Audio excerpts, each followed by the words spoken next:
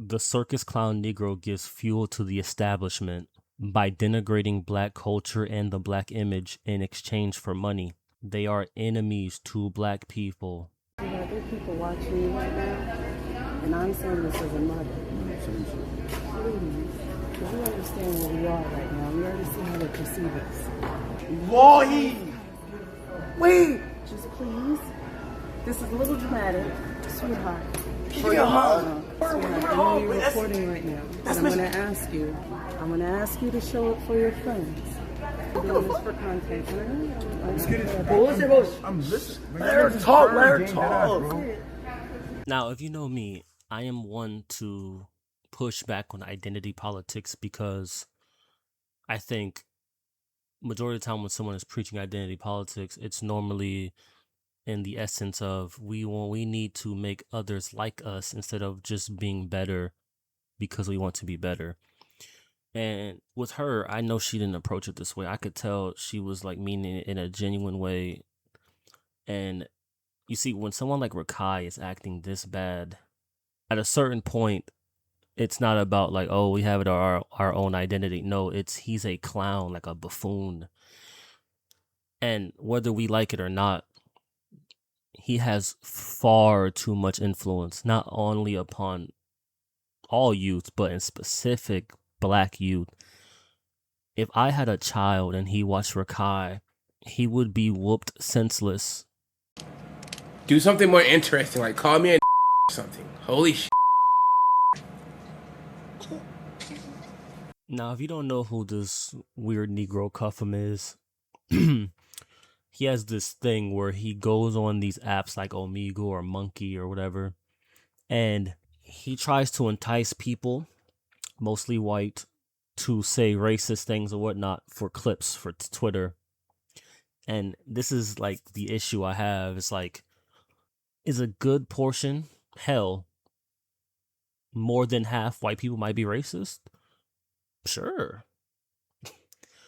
But like, how about you let them keep that to themselves and not try to egg on this weird shit? But why does he do it? It's because self-deprecation, aka trying to get them to do this to you on camera, gets clicks, gets views, in turn gets money. And these dudes have no self-respect. No self-respect, no respect of black people.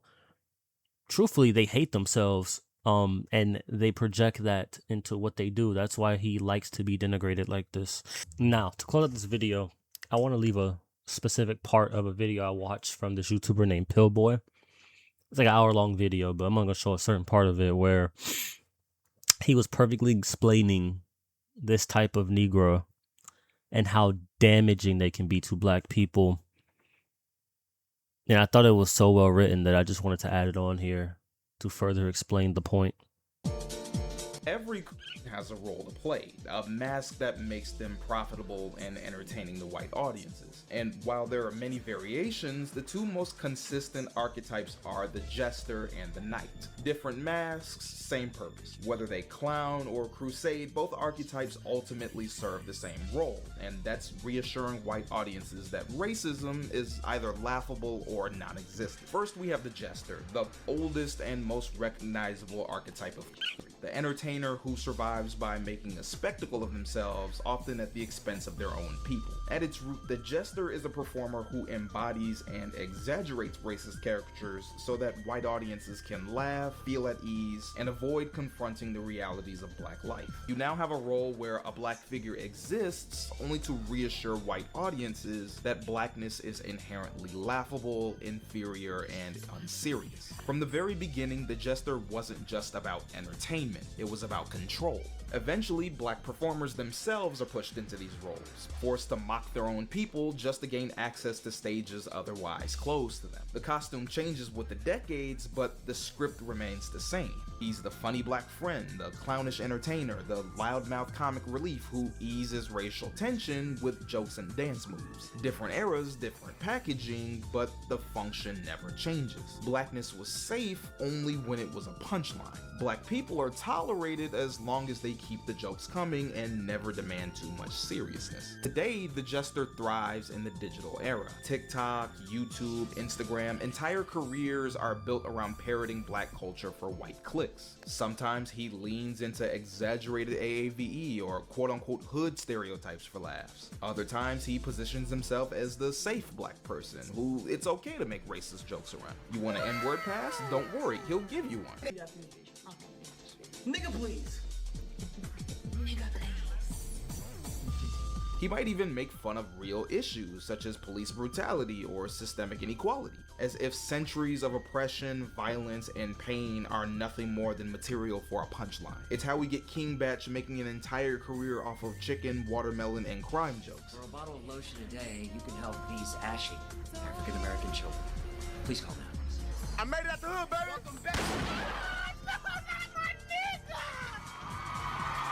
For the next 12 hours, all crime is legal. Today's a good day. It's how you get iShow Speed barking like an animal while also letting his non-black fans call him and make racial jokes at his expense. What's this? It's a contact. Look. Cotton? Contact. I never got gifted cotton. Y'all laughing now? Why did you give me cotton? Yeah. W gift tax. Open that shit. You're gonna love it. You're gonna love it. You're gonna love it. Fuck is You're this? gonna love it. You're gonna love it. You're gonna love it. Wait, you're gonna love it. Come here, motherfucker. Master, I'm tired of picking cotton. Please give me another job. That's how you get all these tomfoolery ass niggas on TikTok eating food in a messy manner while dancing like chimpanzees.